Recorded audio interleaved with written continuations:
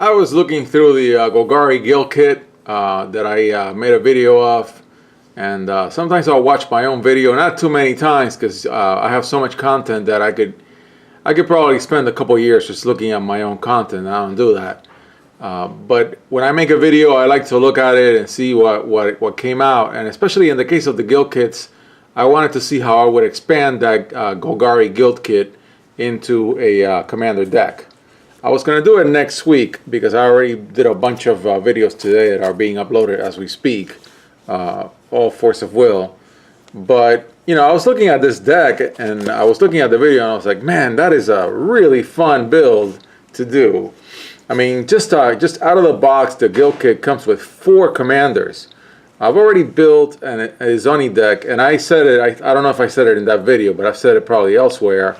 I had a really hard time in my testing to get Izani to have a lot of tokens. It's a 6-drop, and it is not like Aurelia, where it's a 6-drop, and when it lands, it's just brutal. It is not. Jarad, I already built a prep deck before Guild of Ravnica came out. I love this guy. I've built him before in my little commander challenge that went nowhere and I dropped way back when. I built them, so I liked them. The other 2 are interesting, but I think somewhat weak in different ways. So I think Savra is really interesting, but it's only a 4/2/2. It's got a very small body, and it's sacrifice for everyone. And that's a very, very difficult theme to play well, in my opinion. You're sacking your critters. Sure, your opponents are also going to sack their critters. I don't know. I don't think I would build a deck around her. And then Sisters of Stone Death, fantastic reprint, and also the cover art for Ravnica City of Guilds, the booster box. Of course, I could never touch one of those boxes. I don't think I can afford them. But it's an 8-drop. It's really good. I mean, when it lands, it's brutal. I don't think I would want to build a deck around her either. And so these are really cards that are going to be in a build. And given that between Izani and Jarad, I liked Jarad, I would make this a Jarad build, and that's what it's going to be. Now I've gotten a comment from one person who said, hey, you build a Knights deck, Knights tribal deck, and it's got almost no Knights. And I was like, yeah, I'm only doing it with whatever Knights I have in Standard. It's not that many, you're right. And then the other player said, hey, you know, your Muldrotha deck is kind of underpowered. And I play Muldrotha, and it can be built a lot stronger. So for this deck, I'm going to try to address the latter comment. This is not a tribal deck, so I'm not addressing the tribal comment.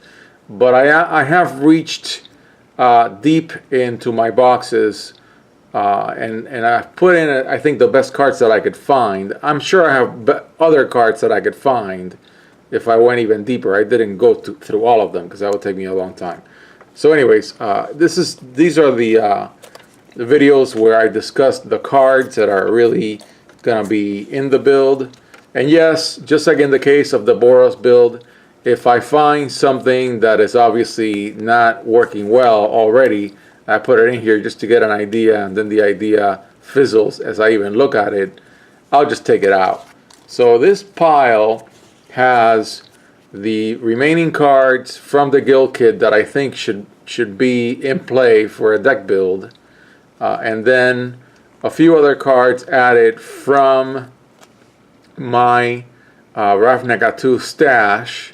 I remember pulling this card on a trip to Pennsylvania with the family, and then some additional cards from the recent standard sets, including Guild of Ravnica. Of course, you guys know by now that I pulled one of these.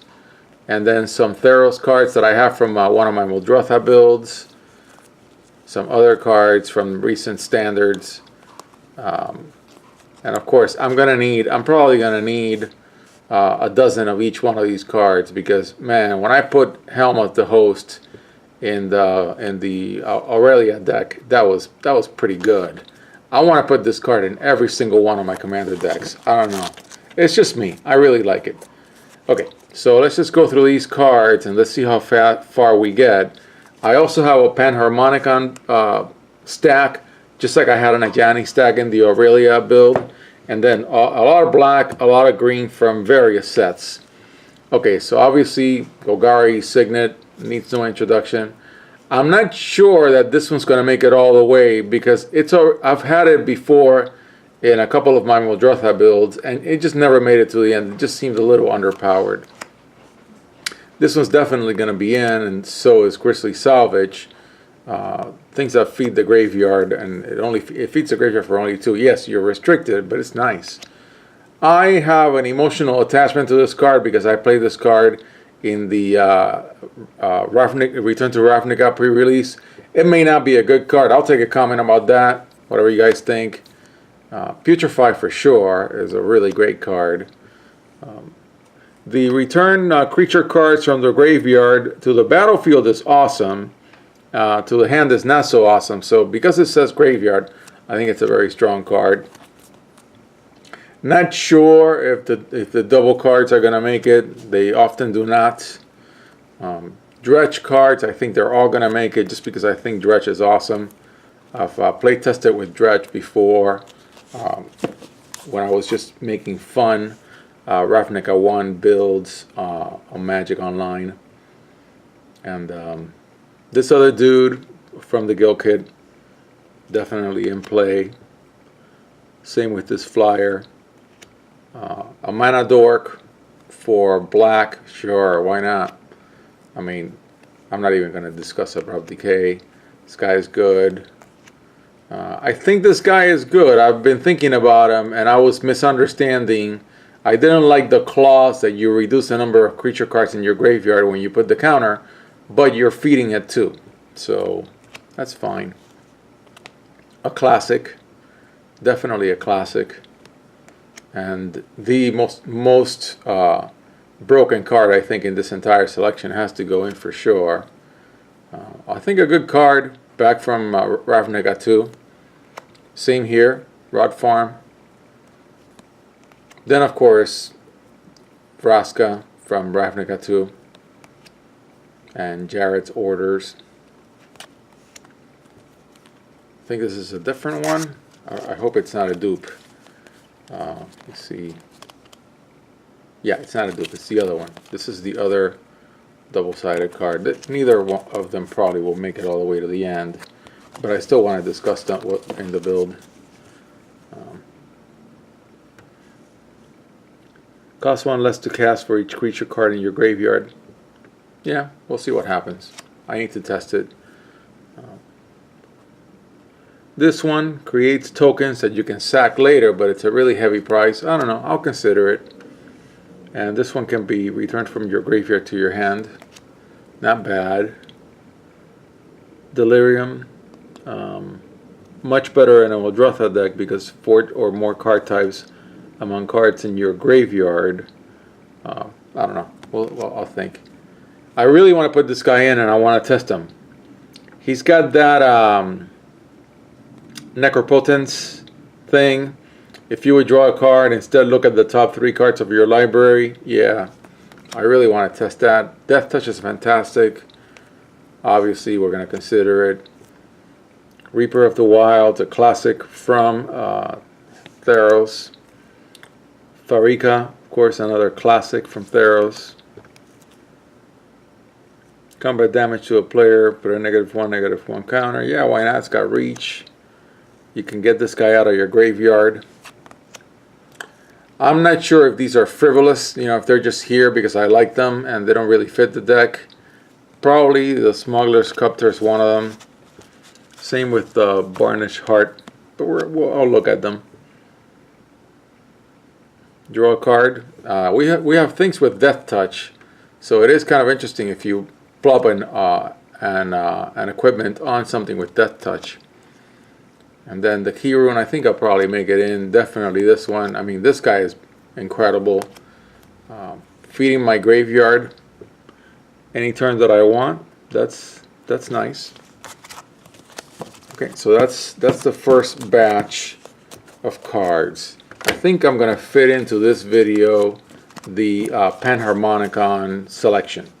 So for those who are not familiar with Panharmonicon, doubles your enter the battlefield triggers. So Whenever this creature enters the battlefield, you draw a card. Okay, now you draw 2 cards, and so on. And so I've got a suite of enter the battlefield cards, some from the Guild kit, that we're gonna be shoo-ins no matter what, like these guys and this dude, of course. And then I'm gonna put a tutor in here for sure. I think if I wind up building 5 commander decks for my gigantic commander / constructed Mega Ravnica 2+3 Super Giganto Mega Giga Terra cube that I'm planning, I'm probably gonna need like several playsets of that card. Yep, the Chupacabra has a destroy target and opponent controls. The Primordial does stuff when it enters. Mind Rack Demon puts some of your feats a graveyard, but it's got a little clause that you lose 4 life unless there are 4 more card types among cards in your graveyard. I don't like that too much. Actually, I'm going to take it out. I don't think I want to consider that. That's a little too risky. Then -1, -1 counters, and you can bounce them around. I don't know. This guy's fantastic. I mean, why wouldn't I include him? Same here. Really good ramp. Feed your graveyard. If you ever get to kick this thing, it's fantastic. Get something from your opponent's hand temporarily. Tutor for pirates. So I'll be looking at how many pirates end up in the build. But if this comes in, you tutor for 2 pirates instead of 1. Yeah. Feeds your graveyard. Explore also feeds your graveyard, so explore cards are really good. Ping for 3, gain 3. Stapled, naturalize, why not? Set it up double for your Gaia's Cradle. Love this card. It could be in every single green deck I'll ever build, and I'll be happy. And another Explorer, super duper. So that's the card selection for the Panharmonicon crew, and things that come out of both Ravnicas and things that are multicolor, you know, that are really double color in Guild, and artifacts. So in the next video I'll go through black cards and green cards.